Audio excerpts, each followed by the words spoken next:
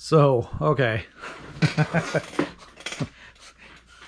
So the last video cut off at the worst possible time ever because it made it sound like I was saying something really horrible.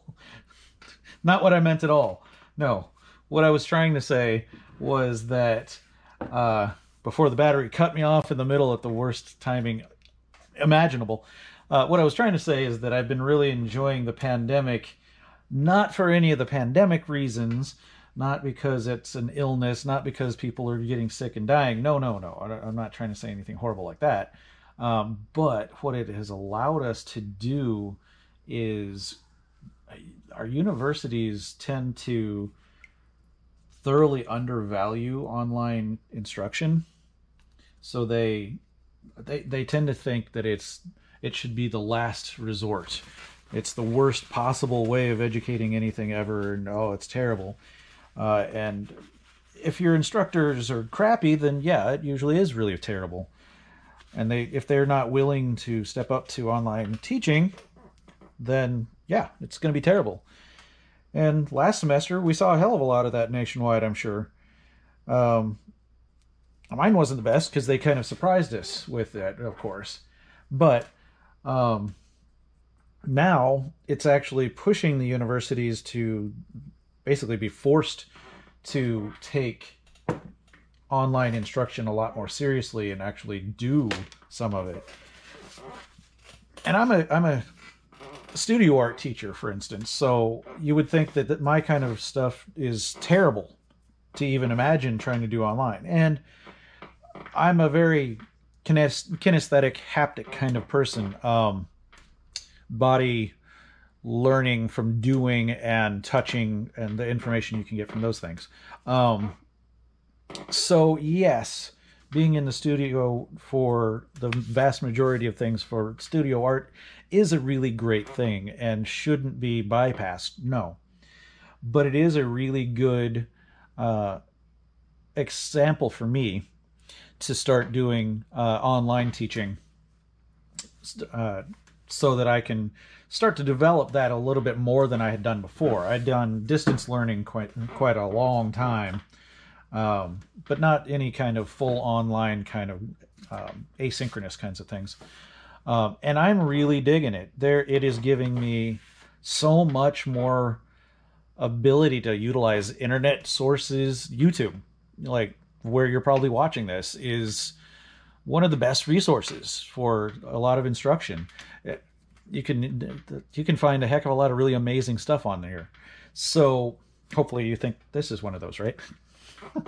But anyway, but because of it, I'm getting the chance to share things with the students that I never really would any other way. And I'm getting to add an entirely new section to my class that's supplemental stuff. So if students have time and free, and feel free to do so, they can jump on these supplemental things that I've populated with all sorts of other things that are usually related to the things we're doing, but not something that I feel is bare bones necessary for the instruction. So some of my students are really digging that like crazy. They love it. But it's also allowing for a heck of a lot more flexibility of time. So not only for me, and I get to do this kind of thing, which brings me full circle back to why I'm loving it also.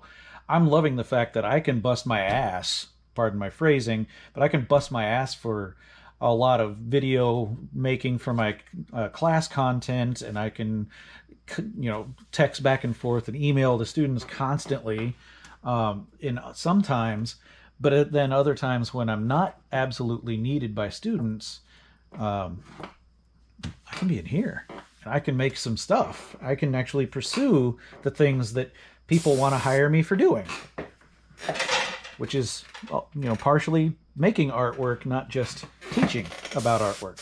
So yeah, good stuff. And I unplugged my compressor.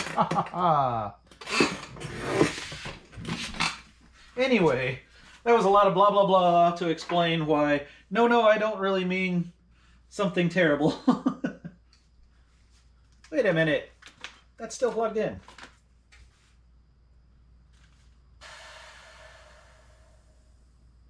Uh-oh. Don't tell me this is Messed up.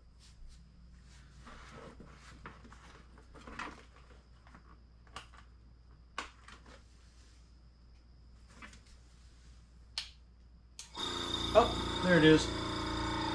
I guess I just didn't flip the switch hard enough. Okay. Anyway, seriousness aside, just really didn't want everybody thinking that I'm just saying something horrific. No, no, no. It's a shame that it took a global pandemic and a nation that refused to take it seriously before our universities started to actually utilize the internet a bit more than what we had done before. It's a shame. But silver linings can come from really weird places, I guess. So, if you're faring well, and I hope you are, and you're probably, I don't know, hopefully you're watching this after the pandemic is over with, but I'm not past it yet in this video. But hopefully it treated you well, and it wasn't as big a deal for you as it was for a heck of a lot of people. I know a lot of people that have been affected pretty badly in lots of different ways. So, anyway, like I said, seriousness aside, let's paint some face. So, I don't want it to be too baboony, if you will, as if that were a real word. But I do want a black muzzle. Quite a lot of that still left that way. I like the bright pink of the gums when I uncover that again. That's really nice with the white teeth. That contrast with a dark black kind of a nose is going to be really quite nice, I think. Also, I just like the flat black. It's really good stuff. And I'm going to come back in and do some flocking, like I said before, to kind of do some light fur kind of areas too. But I was thinking I was going to do brown flocking before, but I might do black now that I've got the nice black edges from the primer. I'm not quite sure. So I'm sitting here vamping, staring at this, trying to figure out what I want to do with it. When the answer is probably look at what an actual baboon's face looks like and take inspiration from that. Like I tell my students, it's always better to look at a reference, even if you're using abstraction or your imagination. So, here we have a baboon's face. Come on, open the page. Want to see the face. Oh, look at that face. Got a little bit of mustache. I like that. That's cool. God, is their fur not awesome? It's just so, it's just like banded as it goes out. It's so cool. Anyway, my obsession with materials and appearances of things aside, let's see what we can figure out. So this is a very flesh kind of colored, meaning browns and tans and such. Not very dark. I wonder what else I can find. That's a mandrill. Oh, here's a darker faced one. I like that. Yeah, that's more like what I wanted to do. So I want to see what they look like for real, so I don't go exactly the same as that. Cool. Okay, so off of the cheeks, more like this is going to be a different creature looking better. That's good. I love it. It just looks so manicured. I always love how baboons, nobody goes and trims a baboon's fur, because that would be an extraordinarily dangerous and bad idea. But they still look so manicured usually. It's just amazing to me. So, having said that, that's not what I should do with this. Yeah.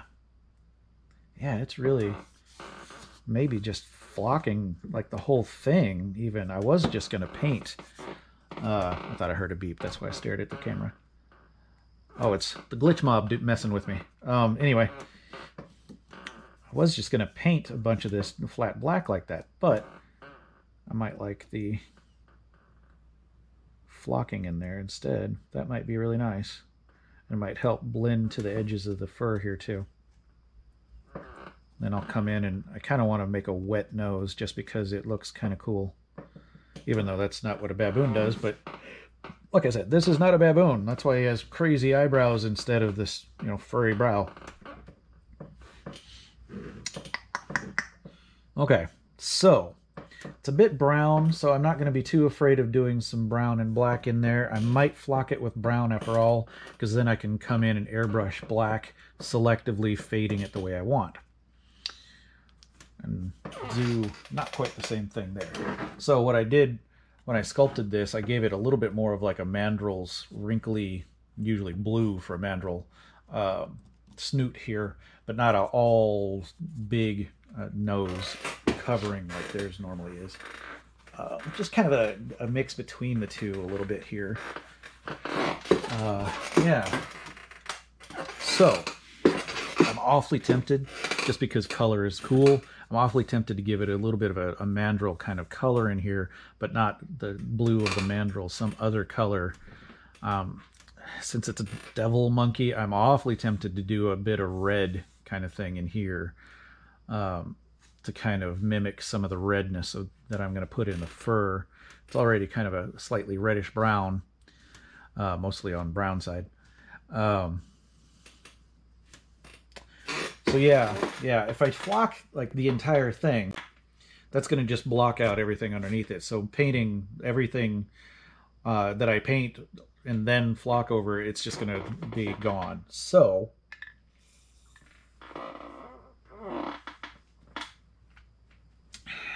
I'm sitting here planning where flocking should go. I think I'm going to flock like all away from the lip, I mean, and edge of the lips, and go the cheeks, of course, up over on top of the head here. You know, I may use the black glue and then a brown flocking on it. That'll probably look better. And then,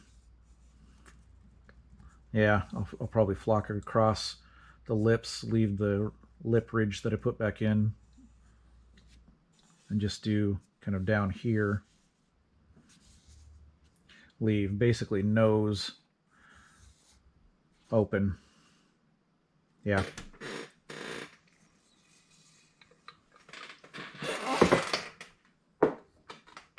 So, that being the case, I probably ought to do a little bit of work on the eyes, and a bit of coloring on here wouldn't be bad either. So, let's see.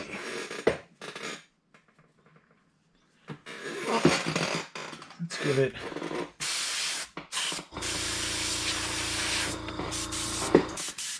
a little something something. What's something? I don't know. And I'm going to hit the camera stand here if I don't watch what I'm doing. Yellow orange to give it a little bit more of that. Maybe a little too orange. So let's see what I've got for brown. There's a transparent light brown. I've got a transparent dark brown there. It's already so dark, I think the light brown is the only thing that's really going to show very well. I don't want it to go too strong, but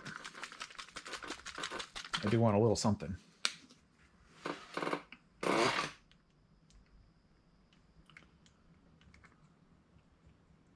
God, these jars are not easy to squeeze out of. If they're the bigger stuff like that, they squeeze well, but these one little, what, 1 ounce? 2 fluid ounce. Those guys are super difficult to get anything out of. Okay, a little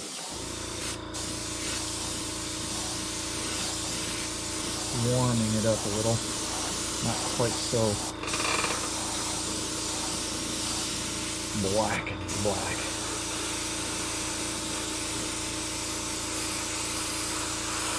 Block that in like that. but all the areas around the edges is where I'm going to flock. I'm going to do a little bit of this just to start with. And I'm going to put in a little kind of creams or something to kind of pale up those eyelids and such.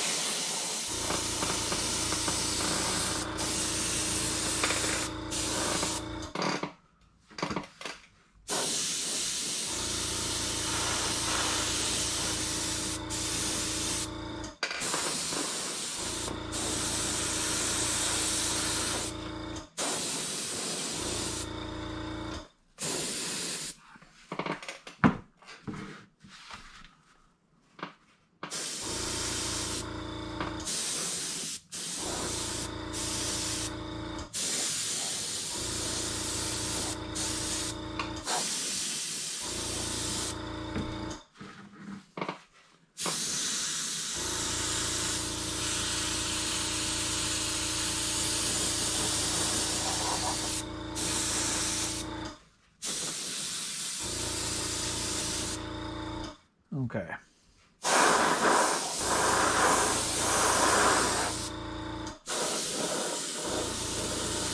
All right, now I'm going to take that really dark browned areas.